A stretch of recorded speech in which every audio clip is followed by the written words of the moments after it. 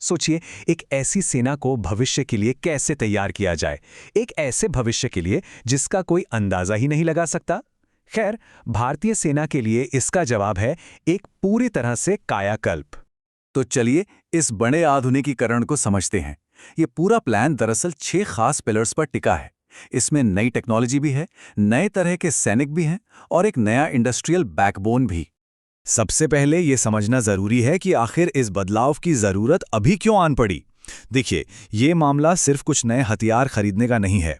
ये एक बहुत बड़ा एक फंडामेंटल जवाब है उस दुनिया को जो हमारी आंखों के सामने ही तेजी से बदल रही है।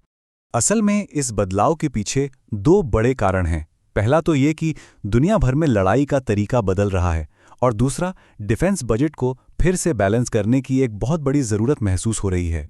और ये बजट वाला पॉइंट बहुत ज़रूरी है। अगर हम पिछले 10 साल के डिफेंस बजट को देखें तो करीब 55% हिस्सा सिर्फ सैलरी और पेंशन पर खर्च हो रहा है। इसका सीधा मतलब ये है कि नए हथियार और टेक्नोलॉजी खरीदने के लिए पैसा कम पड़ रहा है। तो अब एक बड़ा ढांचागत बदलाव सिर्फ एक ऑप्शन नहीं बल्कि मजबूरी बन गया है। तो सवाल उठता है कि सेना इस चुनौती से निपटने के लिए क्या कर रही है। जवाब है, हथियारों की एक नई पीढ़ी तैयार करके। चलिए देखते हैं कि इस नए शस्त्रागार में क्या-क्या शामिल है। और ये कोई साइंस फिक्शन फिल्म की लिस्ट नहीं है, ये असलियत है।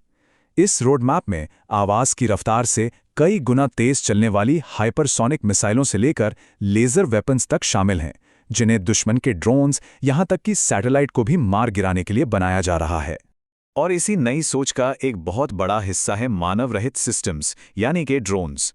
मॉडर्न वॉरफेयर में ये एक गेम चेंजर साबित हो रहे हैं, खास तौर पर लगातार बने रहने वाले खतरों से निपटने के लिए। और सेना इस मामले में कितनी सीरियस है, इसका अंदाजा इस नंबर से लगाया जा सकता है, 30।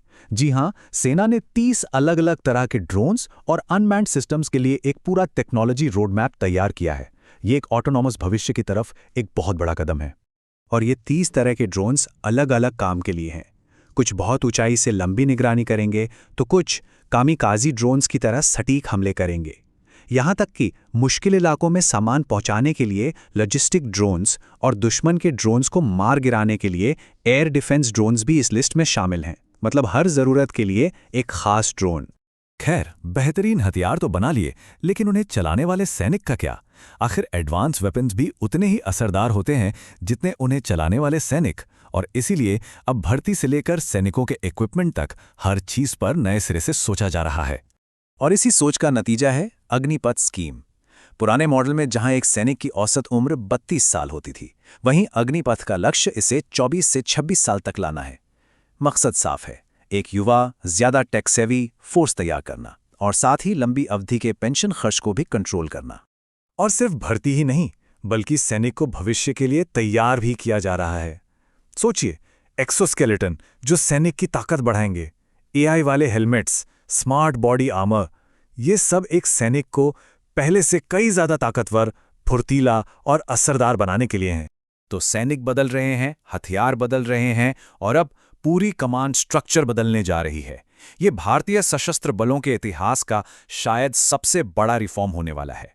इसका मकसद है इंटीग्रेटेड थिएटर कमांड्स बनाना। आसान भाषा में कहें तो अभी तक आर्मी, नेवी और एयरफोर्स अलग अलग काम करती थीं। अब एक ज्योग्राफिकल एरिया में तीनों सेनाओं की कमान एक ही कमांडर के हाथ में होगी। इससे होगा ये कि फैसले तेजी से लिए जा सकेंगे और लड़ाई में असर भी बढ़ेगा। और अभी जो प्लान है उसके हिसाब से 3 थिएटर कमांड्स बनाए जाने हैं। एक पश्चिमी थिएटर जो पाकिस्तान फ्रंट पे फोकस करेगा, दूसरा उत्तरी थिएटर चीन फ्रंट के लिए, और तीसरा मैरीटाइम थिएटर जो पूरे हिंद महासागर क्षेत्र की देखरेख करेगा। अब एक बड़ा सवाल, ये सब बनाएगा कौन? यहीं पर मेक इन इंडिया की भूमिका सामने आती है।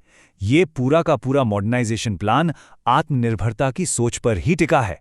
सेना के टॉप अधिकारी भी साफ कह रहे हैं कि सेना, पॉलिसी बनाने वालों और हमारी इंडस्ट्री के बीच एक मजबूत तालमेल की जरूरत है। तभी हम अपनी जरूरतों के हिसाब से सही और नए समाधान बना पाएंगे। और ये सिर्फ बातें नहीं हैं, इस पर काम भी हो रहा है। सरकार एफडीआई पॉलिसी को उदार बनाने से लेकर खरीद प्रक्रियाओं को आसान बनाने और नए इनोवेशन सेंटर्स बनाने तक एक पूरा इकोसिस्टम तैयार कर रही है, ताकि प्राइवेट इंडस्ट्री भी डिफेंस मैन्युफैक्चरिंग में आसानी से हिस्सा ले सके। और इसका सबसे अच्छा उदाहरण है ब्रह्मोस मिसाइल। भारत और रूस के इस जॉइंट वेंचर ने साबित कर दिया है कि ये मॉडल काम करता है और हम वर्ल्ड क्लास हथियार बना सकते हैं। ये भविष्य के लिए एक बेहतरीन टेम्पलेट है।